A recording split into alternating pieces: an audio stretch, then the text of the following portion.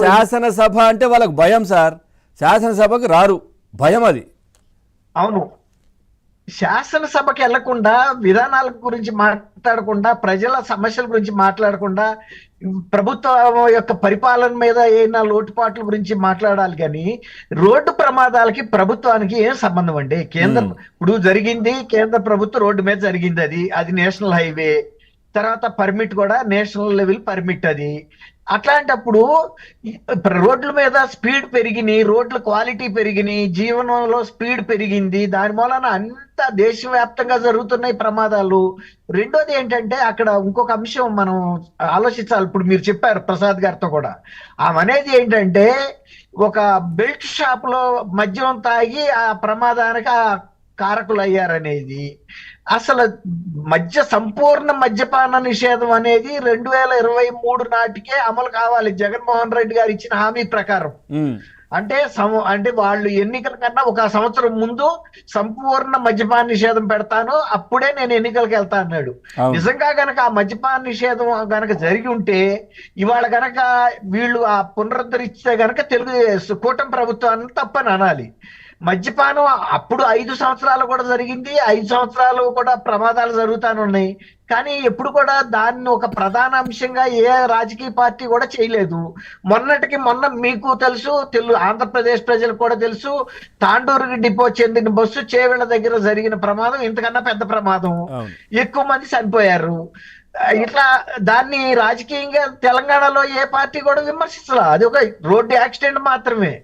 ఆ కంకర 50 టన్నుల కంకర కూడా వెళ్ళి ఇతర ప్రయాణికుల మీద పడి మొత్తం బస్సే అసలు రూపే మారిపోయింది. అంటే అది ఆ ప్రమాదానికి కారణాలు కావచ్చు, ఇవన్నీ కూడా అవి వేరే విధంగా ఉంది ఇక్కడ. ఎందుకంటే ఆ రోడ్డు కావచ్చు, అక్కడ ఆ కేసులు నడవడం కావచ్చు, రోడ్డు వైండింగ్ కాకపోవడం కావచ్చు, ఇవన్నీ కూడా వేరే సందర్భం. ఎవరు కూడా దాన్ని రాజకీయం చేయలేదు.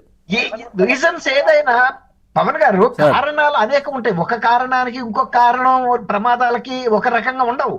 కానీ ప్రమాదాన్ని ప్రమాదంగా చూడాలి తప్ప దాన్ని తీసుకొచ్చి రాజకీయంగా ఒక పెద్ద అంశంగా చేస్తే, అది ఆమె చెప్పింది బహిరంగంగా ప్రకటన చేసింది, ఏది వాళ్ళు బెల్ట్ షాప్ లో తాగి ఈ ప్రమాదానికి కారకులు అయ్యారని ఆమె బహిరంగంగా ప్రకటించినప్పుడు రహస్యమే ఉంది ఇందులో. తర్వాత ఆమె చెప్పిన వివరణ కూడా ప్రజలు తెలుసుకోవాల్సిన అవసరం ఉంది. ఆమె ఏ సోర్స్ ప్రకారం చెప్పింది అని, దాన్ని బయటికి వచ్చింది అని ఆమె కంగారు పట్టడంలో అర్థం లేదు. రెండోది ఆమెకి అర్థం ఎందుకు లేదు, భయం ఉన్నది అక్కడ. రేపు పొద్దున నేను చెప్పిన విషయం బయటకు వచ్చింది అని అంటే వాళ్ళ పేరు చెప్పాను అంటే 100 మంది ఉంటారు. అదే కదా, అది కాదు పవన్ గారు, స్క్రిప్ట్ రాసేవాళ్ళు 100 మంది ఉంటారు, చదివేవాడికి జ్ఞానం ఉండాలి కదా. అంతకుముందు పోసాని కృష్ణమురళి కూడా సాక్షి టీవీ నుంచి వచ్చిన వీడియోలు, సాక్షి పేపర్ నుంచి వచ్చిన న్యూస్, అది స్క్రిప్ట్ చదివాను కానీ నాకు తప్పు కేసులు అవుతాయని తెలియదని మాట్లాడాడు. ఆయన ఒక సినిమా రచయిత అయ్యి, సినిమా నిర్మాత అయ్యి, లేకపోతే ఒక నటుడయ్యి, అంత పరిజ్ఞానం లేకుండా మాట్లాడి కేసులు నాకు తెలియక మాట్లాడాను తప్పు అయ్యి ఇప్పుడు సర్దుకున్నాడు. అసలు అతను ఎక్కడ కూడా బయట కనపట్టల్లా. అట్లాగే ఇప్పుడు ఈమె కూడా ఇంత ముందు యాంకర్ గా పనిచేసింది కదండి శ్యామల కూడా. అవును, మీడియాలో ఏదో ఒక విభాగంలో పనిచేసింది. విభాగంలో పనిచేసినప్పుడు నీ పరిమితి నీకు తెలియాలి కదా. నీకు తెలిసిన అంశం అయితే నువ్వు మాట్లాడు. అదొకటి. ఎవరో సార్ ఇప్పుడు మీరు సీనియర్ జర్నలిస్ట్ అంటే మీకు ఎట్లా తెలిసింది ఇన్ఫర్మేషన్ అంటే ఏం చెప్తారు మీరు? ఎట్లా తెలిసిందంటే చెప్పాలి, ఎస్ నేను ఫలానా సార్. ఇప్పుడు అమ్మాయి నేను అడిగేది మిమ్మల్ని సార్, నేను మిమ్మల్ని మీరు సీనియర్ జర్నలిస్టు, ఇప్పుడు పోలీసుల అక్కడ జరుగుతున్నటువంటి ఎంక్వైరీలో లేదంటే ఏదైనా విషయం జరిగినప్పుడు లేదా ప్రభుత్వంలో జరుగుతున్నటువంటి అంశాలు బయటకు మీడియా ఖచ్చితంగా తెలుస్తాయి, తెలివై అంటారా? సోర్స్ ఉండదా? తెలిసేయండి. నేను జస్టిస్ శ్రీరాములు కమిషన్ ముందు కూడా వెళ్ళానండి. ఒకసారి నేను ఈనాడు రిపోర్టర్ గా కరీంనగర్ లో ఒక వార్త రాస్తే, ఒక దళిత కుటుంబం ఒక ఫైర్ యాక్సిడెంట్ లో రిజల్ట్ వచ్చిన రోజు, ఎన్నికల్లో పార్టిసిపేట్ చేసి రిజల్ట్ వచ్చిన రోజు 3 చనిపోయారు. దాని మీద జస్టిస్ శ్రీరాములు కమిషన్ ముందు నేను ప్రెసిడెంట్ అయ్యా. అట్లాగే కొన్ని ఎంక్వైరీస్ కి వెళ్ళినప్పుడు విలేకరులుగా మేము ఏం చేస్తామంటే, పవన్ గారు మీకు తెలియదు కాదు, ఒకవేళ కనుక సోర్స్ ఆఫ్ ఇన్ఫర్మేషన్ మనం చెప్పకూడదు అనుకుంటే చెప్పం, దానికి కావాల్సిన శిక్ష భరిస్తాం అంతే తప్ప అది ఎథికల్ గా మనం ఓన్ చేసుకోవాలి. లేదు ఈవిలాగా చెప్పేసింది అనుకోండి, చెప్పేయొచ్చు.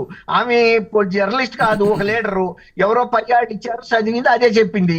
ఇప్పుడు పోలీసుల మీద నింద ఉంది కదా, ఇప్పుడు రాక బెల్ట్ షాప్ లో మాలానే యాక్సిడెంట్ అయిందని వీళ్ళందరూ కూడా పదే పదే చెప్పారు. అది వీళ్ళు వచ్చి ఏమి వివరణ ఇచ్చారనేది విలేకరులు తెలుసుకుని ప్రజలకు తెలియజేయాల్సిన బాధ్యత ఉంది. అవును.